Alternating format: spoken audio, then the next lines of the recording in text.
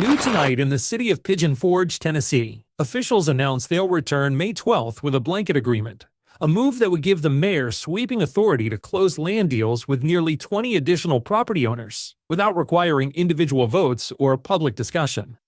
These blanket agreements are intentionally vague, often allowing the city to seize or use land without defining boundaries or respecting the long-term impact on property owners.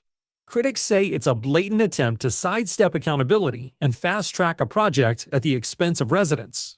And it's already happening. Doug and Micah Race, who bought a home in 2022 with plans to turn it into a rental, say they were never told the road would run through their property. Months later, the city condemned it, claimed eminent domain, and offered a low appraisal. Even as the family fights back in court, the city continues to move behind closed doors, holding an executive session Monday to quietly discuss the case away from the public eye. For many, it's a clear picture of government overreach, where backroom deals, vague agreements, and a rush for control have taken priority over fairness and transparency. We'll keep pressing for answers. And that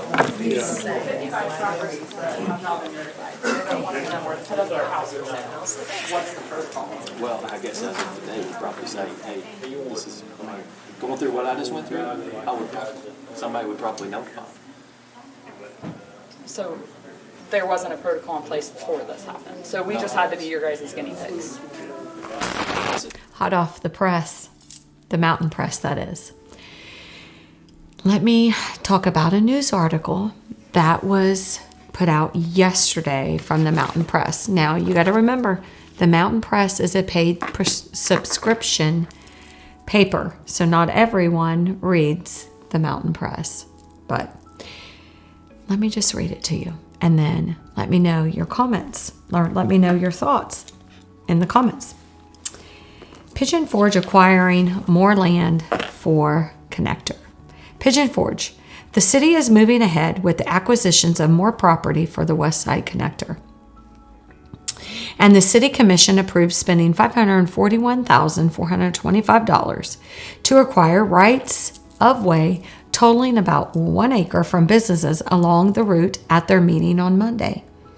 The city has been negotiating with more than 20 property owners along the planned route for the connector.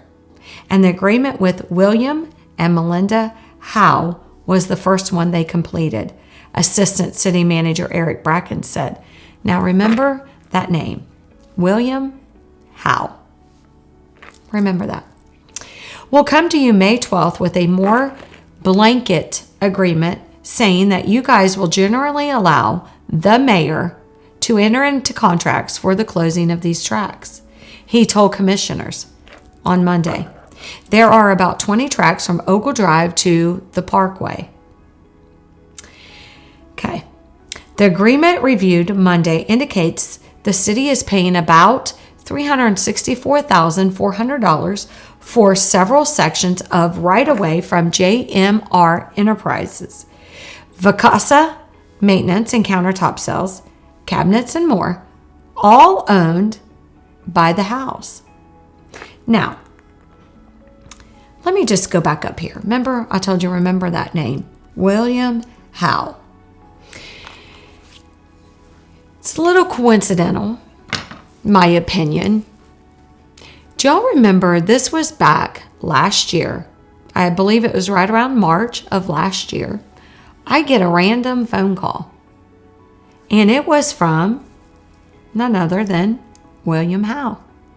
And on this phone call, he was trying to discourage me, basically, that this road's coming in. It's, all the things, this road's coming in. And even on that phone conversation, he talked about you can't beat a hometown boy, in an election. No idea why he said all that. I think I know. But anyway, so it's a little suspicious that the first right-of-way that was complete was none other than William and Melinda Howe for $364,400, almost $400,000 for a right-of-way. So, for a right-of-way. City of Pigeon Forge won't own it. It's a right-of-way. almost $400,000. Okay, so let's continue. Let's dive into what does, and you're probably saying, Michael, what does all this even mean? Why are you coming? Well, this is newsworthy. Let's talk about what a blanket agreement means. So they're requesting for Mayor David Ware, the mayor David Ware, that it's a conflict of interest, $5.5 million with the campground. The road was going through the campground. Community thought that they were getting Route A. That Mayor Ware, that conflict of interest. So he's wanting a blanket agreement that he gets to close all the deals. According to my sources, it is of their opinion that this is what that means. Let me just read to you what that means. Okay? Less transparency. Once the blanket agreement is passed, individual land deals don't get reviewed publicly. Faster acquisitions. The mayor can move quickly and quietly to buy up more property without delay. Less oversight. There's no debate or opportunity for citizens or commissioners to challenge each deal. Increased pressure on landowners. With power centralized, negotiations can become more aggressive or one-sided. Less transparency. No checks and balance. No questioning deals. No public, nothing's going to be brought to the public. You won't know the amounts that are being paid. It's all going to be quiet. Why this should alarm the citizens of Pigeon Forge? On so many levels. You need to be showing up on May 12th. You need to go to City Hall and you need to find out when the meetings are, and you need to be showing up at these meetings. Abused power is dangerous. It's a slippery slope. May 5th, 9 a.m. is our hearing. We are praying that the court is packed out. If you are a local citizen of Pigeon Forge, if you're on vacation, if you're in driving distance, if you say, you know what, due process, property rights, the Constitution, this matters. We're going to make the drive. Come out and support our family May 5th, 9 a.m. We're going to be showing up early. We're going to be passing out green ribbons, and obviously in stance of eminent domain. We're going to be getting there about 8:15. I would encourage you to come early. They are telling me parking is scarce, so you want to allow yourself plenty of time for parking. If you believe that there's due process in eminent domain, show up. This, if it was my land yesterday, but it could be your land tomorrow, and especially when there are no checks and balances, there's no transparency. That is dictatorship. This should alarm the citizens of Pigeon Forge. It's right here in the news article that came out yesterday. It is in black and white. So let me go on to talk about something else that I found quite interesting in this news article, which we'll put it up here. In this news article, it goes on to talk about Doug and I, and that we're fighting the condemnation and all the things. But I found it quite interesting. At the end of it, it says City Commission held an executive session on Monday to discuss our case. So they had a meeting on Monday, the 28th, this is Monday, to discuss our case. So it was an executive session, which means you're saying, well, Michael, what's that mean? That means that there were no minutes being taken. It was kind of out of sight to the public and behind doors to discuss us, because we've brought a lot of attention to the city of Pigeon Forge. And, property rights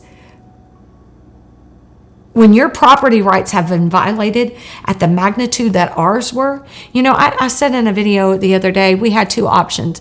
We could have tucked our tail and ran the opposite direction and just, let our land be stolen from us. We never were willing participants. I've said that since day one.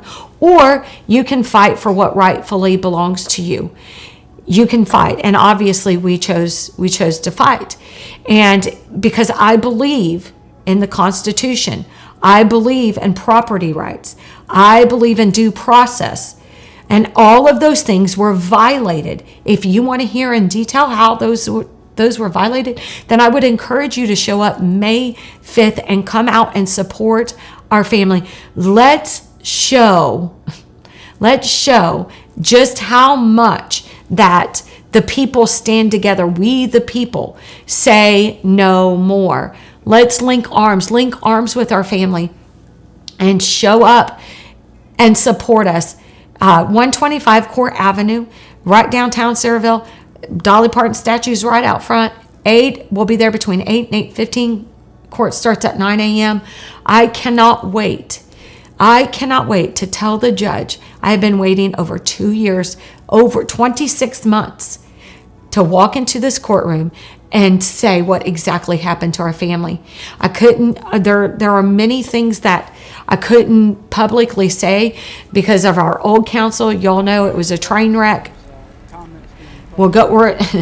Details going to be brought out about that, about the file that was exposed and that we got, and the emails between the city's attorney and it is a disaster between the city's attorney and our old attorney, how they were talking back and forth, and we had no idea that these conversations was happening behind our back.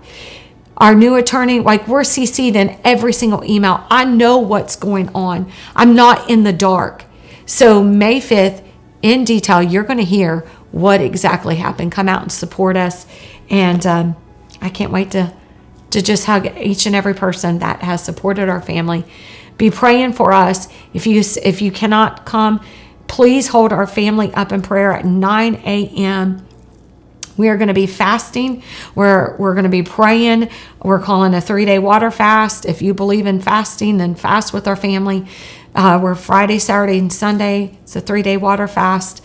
And we are declaring that God has seen every step of the way. He knows what happened to our family.